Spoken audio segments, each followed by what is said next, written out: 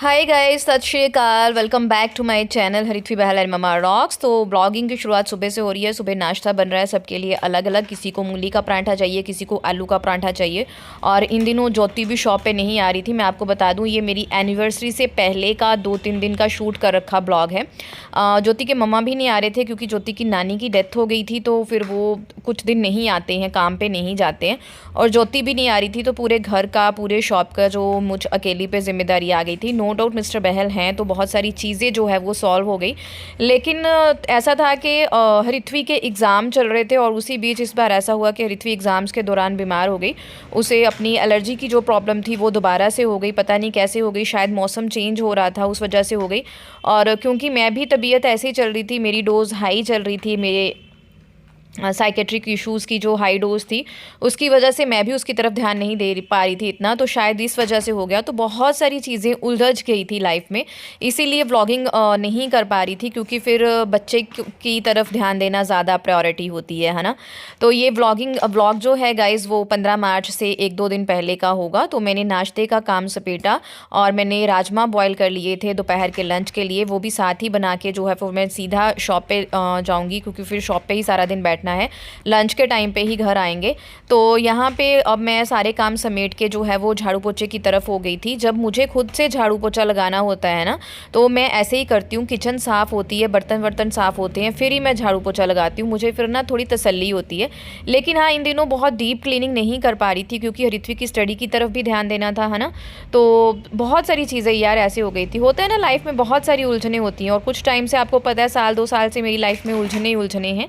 But चलो फिर भी मैं ब्रेवली उसका जो है वो सामना कर रही हूँ। आप लोगों ने एनिवर्सरी ब्लॉग को बहुत ज़्यादा प्यार दिया, बहुत अच्छी अच्छी wishes the. Thank you very much, thank you very much. दिल खुश हो गया।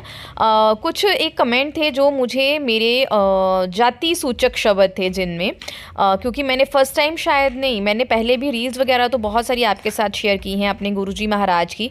तो पहले मुझे इस तरह से जो है ना कई बार कोई एक आध कमेंट आता था, लेकिन आपको भी पता है मैं नेगेटिव कमेंट्स को ज़्यादा तवज्जो नहीं देती। वो मेरे लिए मैटर ही नहीं करते क्योंकि मैं नेगेटिविटी से बहुत दूर रहना पसंद करती हूँ।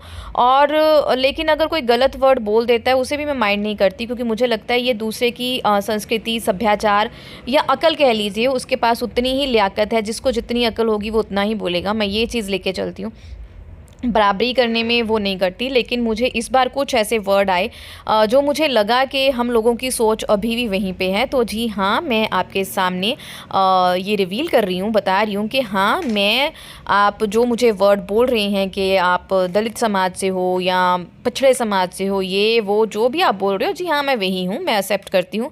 मुझे इस चीज़ में कोई शर्म नहीं है जी। मैं ऐसी कास्ट को बिलोंग करती हूँ और हम लोगों को बचपन से हमारे फादर ने यही सिखाया है कि हम प्राउडली उस चीज़ को मानते हैं। इसमें हम कुछ भी शर्म नहीं करते। हमें अच्छी संस्कार दिए गए हैं, अच्छा हमें एजुकेशन प्रोवाइड किया गया है। हम इन चीज़ों से बहुत ऊपर आ चुके हैं और हमें कोई इन शब्दों से बुलाता भी है तो हम उस चीज़ को बिल्कुल भी गुस्सा नहीं करते, बिल्कुल भी अपनी कहते हैं ना इज़्ज़त पे नहीं लेते क्योंकि हम हैं और मुझे इसमें कोई भी बुराई नहीं लगती। और जो भी आपने कमेंट्स किए, जब मेरी आपसे एक लंबी चौड़ी डिस्कशन हुई इस चीज़ पे, तो आप लोगों ने वो कमेंट डिलीट कर दिए। That's okay, fine. लेकिन मुझे उसमें कोई भी शर्म महसूस नहीं हुई। झाड़ू लग गया मेरा, उसके बाद मैंने पानी वाले काम किए। जैसे पौधों को सारे मैंने पानी दे दिया क्योंकि अगर थोड़ा बहुत पानी इधर उधर गिरेगा तो फिर पोछे से वो साफ़ हो जाएगा। और साथ साथ मैं बात कर रही थी अपने भाई से, शायद बड़े से या छोटे से लगी होंगी क्योंकि अब भगवान की कृपा से दोनों अच्छे वेल सेटल्ड हैं। हाँ, वो दूर हैं मुझसे बहुत, मैं उनको बहुत मिस करती हूँ। स्पेशली छोटे वाले भाई को बहुत ज़्यादा मिस करती हूँ क्योंकि उसकी मुझे बहुत ज़्यादा आदत है। जब भी मैं मायके जाती थी वो हमेशा छोटा है तो वहीं पर मुझे मिलता था, मेरी सेवा बहुत की है। उन दिनों में जब मैं डिप्रेशन का शिकार हुई थी, मुझे अपने आप को संभालना बहुत मुश्किल लगा था, तो मेरे छोटे भाई ने मुझे संभाला था। तो मैं उसे बहुत मिस करती हूँ। दोनों कनाडा में हैं, तो जब मैं थोड़ा इस तरह से काम कर रही होती हूँ तो हेडफोन लगा के अब उनसे बात करनी पड़ती है। मेरे बहुत सारे दोस्त यार मुझसे रूठे हुए हैं कि तू फ़ोन पे बात नहीं करती, तो उसका रीज़न ये है कि मुझे फ़ोन पे बात करना बिल्कुल बंद है डॉक्टर की तरफ से। सिर्फ मैं अपने भाइयों से ही बात करती हूँ और किसी से नहीं करती। और उसके बाद जितने भी, मैंने वॉशरूम भी क्लीन कर लिया था, वॉश बेसिन मैंने क्लीन कर लिया था और एंड में मैंने पोछे का काम किया। अगर कहीं पे भी पानी वानी गिरा है तो वो पोछे से अच्छे से साफ़ हो जाए। और इस टाइम तक मेरी पूरी तरह बैंड बच जाती है, क्योंकि मेरी बॉडी में इतनी एनर्जी नहीं है कि मैं इतना सारा काम सिंगल हैंडेडली कर पाऊँ। लेकिन दैट्स ओके, फिर भी अपने घर को साफ़ रखना मेरी फ़र्स्ट प्रायोरिटी होती है। और हाउस वाइफ्स को घर साफ़ सुथरा होना तो फिर बहुत अच्छा लगता है। कईयों ने, मैं रील्स वगैरह शेयर करती हूँ तो अपने पौधे उसमें दिखाती हूँ, आप लोगों को बहुत पसंद आते हैं, तो थैंक यू वेरी मच। इसके पीछे मेहनत भी बहुत ज़्यादा है, और लेकिन जब ये फूल खिलते हैं तो बहुत ही अच्छा लगता है, दिल को बहुत सुकून मिलता है। जगह थोड़ी मेरे पास इस काम के लिए कम है, नहीं तो मैं तो बहुत सारे पौधे लगा देती। दूसरी साइड हमारा थोड़ा सा ओपन है, लेकिन मच्छर के डर से हम ज़्यादा भी नहीं लगाते हैं। और उसके बाद मैंने नहा धो लिया, अपना रेडी शेडी होने लग गई, क्योंकि अब मुझे शॉप पे जाना है। आपके साथ यहाँ पे बात कर रही थी, लेकिन वॉइस ओवर के टाइम पे देखा कि पीछे से शोर बहुत आ रहा था, तो आवाज़ कट कर दी मैंने। और सबसे पहले मैंने अपना यहाँ पे स्किन केयर किया, अपना जो भी सीरम लगाया, ममा अर्थ का नायासिनामाइड विद जिंजर वाला सीरम लगाती हूँ। और मेरे पास पूरी नायासिनामाइड की सीरी है जो मैं अपने स्किन केयर के लिए यूज़ करती हूँ, क्योंकि मुझे हल्की पिगमेंटेशंस हैं। पहले तो बहुत डार्क थी, लेकिन अब हल्की हो चुकी है, लेकिन उसकी केयर करनी बहुत ज़रूरी है। और एंड होता है मेरा मेरे बेस्ट सनस्क्रीन से, जो मेरा फेवरेट सनस्क्रीन है न्यूट्रीजिना का SPF 50 का। गर्मियाँ आ गई हैं, तो अगर आपने अभी तक सनस्क्रीन अपने स्किन केयर में शामिल नहीं किया है तो उसे शामिल ज़रूर कर लें। अब क्विक सी जो मेरी है सब्जी बनने वाली है, क्योंकि टाइम कम है। इसी में सारे खड़े मसाले, अदरक, लहसुन, प्याज डाल लिया है मैंने। अपनी छोटी पीपली, जिसे हम पंजाबी में मग बोलते हैं, काली इलायची और काली मिर्च वगैरह डाल के मैं ग्राइंड कर लूँगी। एक साइड पे मैंने चावल डाल दिए हैं। क्विक सा लंच बना लूँगी। चपातियाँ मम्मी उस टाइम पे बना लेंगी, क्योंकि चपाती बनानी मुझे टफ़ लगती है और उनको ईजी लगती है। दैट्स वाई मैं चपाती का काम मम्मी पे छोड़ देती हूँ। तो जल्दी से कच्ची घनी का सरसों का तेल लिया, उसमें हींग ज़ीरा डाल के उसके बाद ये सारा जो मसाला ग्राइंड किया था वो डाल दिया। बहुत ही क्विक ये रेसिपी बन जाती है। और मैं बना रही हूँ राजमा। राजमा का जो होता है ना, की पॉइंट ये होता है कि उसमें थोड़े ज़्यादा टमाटर की प्यूरी डाल दो, फिर राजमा बहुत ही टेस्टी बनते हैं, उनका बिल्कुल भी मुकाबला नहीं होता है। और क्योंकि आजकल जो है वो ऋत्वी के एग्ज़ाम थे ऑन ऑफ डे पे, एक छुट्टी, तो जिस दिन छुट्टी होती है ऋत्वी को, वैसे आज वो स्कूल गई थी, इसलिए मैं आराम से काम कर रही हूँ। तो आजकल तो जिस समय मैं वॉइस ओवर कर रही हूँ, आजकल तो हमारे घर में रोज़ ही तरी वाली सब्ज़ी बनती है, क्योंकि ऋत्वी को दाल इतनी ज़्यादा पसंद नहीं है। तो मैं कोशिश करती हूँ ऑन ऑफ डेज़ पे चने, आलू की सब्ज़ी, सोयाबीन की सब्ज़ी, इस तरह की सब्ज़ी बनाती हूँ जिसमें टमाटर थोड़ा ज़्यादा होता है। हरिथवी उस चीज़ को बहुत अच्छे से खाती है, और फिर बच्चा पेट भर खाना खा ले, इससे बढ़कर माँ को क्या चाहिए। तो मैं रेडी शेडी होके लंच बना रही थी, ताकि फिर मैं फ्री होके निकलूँ। फिर दिमाग से भी बंदा ना फ्री होता है। मेरी ना लिपस्टिक्स सारी ख़राब हो गई हैं, और ये जो मैं लगाती हूँ ये वाली शॉप पे फिनिश हो गई हैं। शॉप का सामान ही लाने वाला है बाबा अभी, शॉप का सामान, क्योंकि मुझे डॉक्टर ने बिल्कुल बंद किया हुआ है ये सारी चीज़ें, बहुत रेशन, मार्केट में घूमना, क्योंकि शॉप का सामान लाना बहुत डिफ़िकल्ट होता है, घूमना पड़ता है, चॉइस करनी पड़ती है, और सुबह से लेकर शाम हो जाती है। और जो होलसेल मार्केट्स होती हैं उनमें इतनी भीड़ होती है ना कि चलना ही दूभर हो जाता है।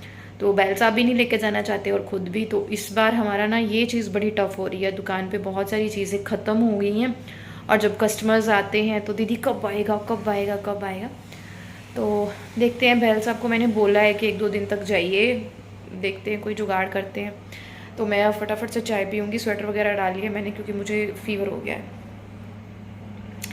यही मेरी दुख भरी कहानी है, जब से ऋत्वी के टाइम से मैं प्रेग्नेंट हुई थी मेरे साथ यही है। चलिए चाय पी के शॉप पे चल। और उसके बाद हमने चाय वाय पी, और हम दोनों पति पत्नी जो है वो दुकान पे चले गए, और बस हम दोनों आजकल एक दूसरे के साथी बने हुए थे। अब तो ज्योति आने लग गई है। और ये देखिए हमारी फ़िश मर गई। मैंने आपके साथ शेयर किया था ना, हमारा टैंक टूट गया। पता नहीं, हम रात को अच्छे भले सोए 12-1 बजे के करीब, और सुबह उठे हर जगह पानी पानी पानी था। और जब हमने वो की ना शनाख्त के पानी कहाँ से आया, ये देखिए, तो फिर पता चला कि हमारा जो है वो टैंक टूट गया है अनफॉर्चुनेटली, पता नहीं कैसे टूट गया। और 4-5 हमारी फ़िशेस जो थी वो बाहर निकल चुकी थी, आलमोस्ट जो बड़ी बड़ी फ़िशेस थी, और वो सारी मर गई थी। ये देखिए, एक ये ऐसे फंसी हुई थी, और छोटी छोटी फ़िशेस जो है रह गई थी। ये इस तरह से क्रैक हो गया।